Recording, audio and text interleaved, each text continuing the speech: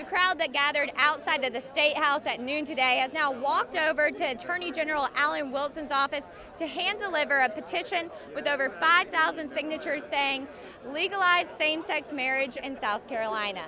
We've been walking for about a quarter of a mile looking for the dam that's out here behind the Mills residence. There's one directly behind us in the thick of it.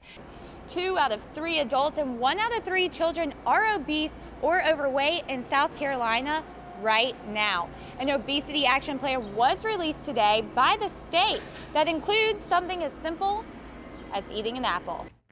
Sheriff Lewis McCarthy said it was one of the hardest cases he's ever worked at the news conference today here in Lexington County. Within 3 to 4 months, there's going to be huge changes along Carolina Forest Boulevard with turn lanes in 3 different locations.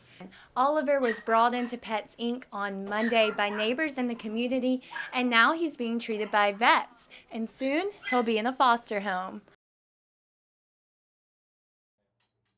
5 Lexington County children are dead, and their father, Timothy Ray Jones, is under arrest. Neighbors question how the tragedy happened so close to home. Just freaked out and heartbroken. You know, I mean, I have children their age. I mean, my children play with their children. It's senseless tragedy. Heather Gates is a mother of 2 boys. If anyone is able to do that, I'll never understand it. Gates is in shock and says everything seemed completely normal. And it's such a closed-off neighborhood, you would think everybody's kind of looking out for each other. Well, apparently nobody's looking at anyone. Or if we are, they're pretty good at hiding what they're doing anyhow. Sheriff Lewis McCarthy of Lexington County held a press conference Wednesday after the children's 5 bodies were found in Alabama.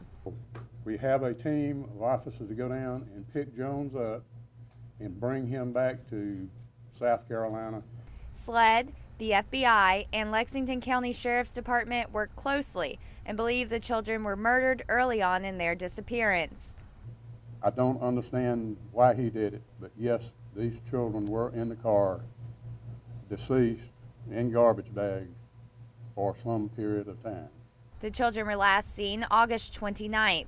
Jones was stopped at a motor vehicle checkpoint on September 6th. Found evidence of cleaning material, that would be used to clean blood. They saw blood. They saw children's clothes, but no children. Sheriff Lewis McCarthy said it was one of the hardest cases he's ever worked at the news conference today here in Lexington County. But not only was it hard for him to comprehend as a police officer, but for neighbors and loved ones in the community. After all this, Gates is thinking of moving her family somewhere safer. This is the second time in the last 6 months crime scene investigation has been in here, and that's a little close to home for me. The only sign of life left in the Jones household is a light left on. Caroline Springs, Carolina News.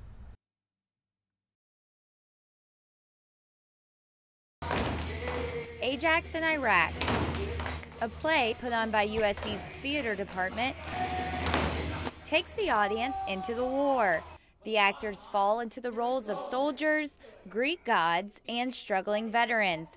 But actors feel more than a connection to their characters. When I found out that it was Ajax in Iraq, you know, I was like, well, I've been to Iraq. Jonathan McClinton spent 4 years in Iraq serving in the Marine Corps. There's nothing like being over there and experiencing it yourself.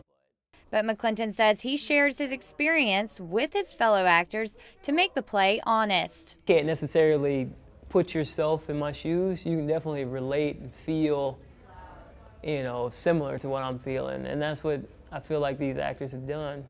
McClinton performs multiple roles, all commonly struggling. Ajax in Iraq opens here Friday night at the Longstreet Theater.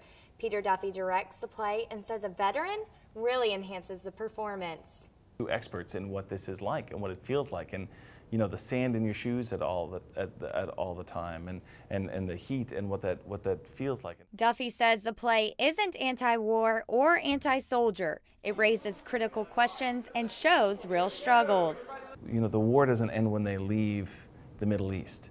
You know, that 20% of Iraqi veterans suffer from PTSD, and 10% of Afghani veterans suffer from PTSD. It's a very real fear that affects McClinton. Really because of the dialect in the play. It's very similar to what I've, you know, heard and said a few things myself. So, you know, I was afraid it might hit just a little too close to home, but it's actually been very therapeutic. Yeah. This actor brings to the stage his real struggles and is reenacting all that he has been through.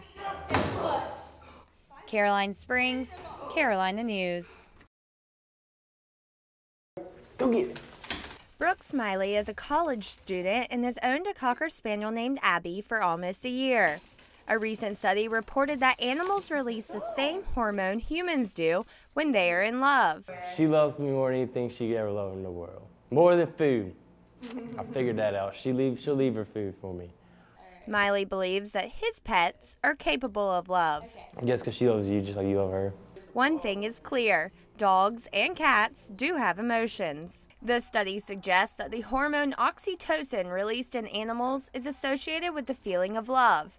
But doctors at Friars Gate Animal Hospital question the terminology. It's dangerous for us to be anthropomorphic and say that just because oxytocin is released by pets or animals in response to interactions with us, that automatically means a complex human emotion like love. Dr. Robert Cabe is a veterinarian and says he is unsure if there will ever be a definite answer. There certainly is recognition of us, there's importance for us, but the question is that importance, are our importance to animals because they love us or because we're food sources and interaction sources and social bonding sources for them? Kay Macy is a pet owner and business owner of Irmo Pets Retreat. She believes in the study because of the amount of love animals can give. I mean, there's no doubt in my mind, they're capable oftentimes of more love than humans, I believe, because it doesn't matter what you do to them, they still love you, and they love you unconditionally.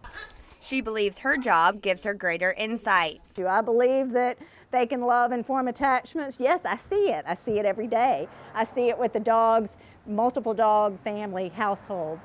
You know, that their dogs come in, they snuggle up in bed together, they play together in the yard. Yes, they're bonded, they're attached, and they love each other. You know, I don't need a study to tell me because I see it every day.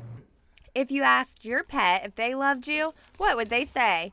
While experts are unsure, pet owners know what the kisses and tail wagging means. They love you. Yes, they do.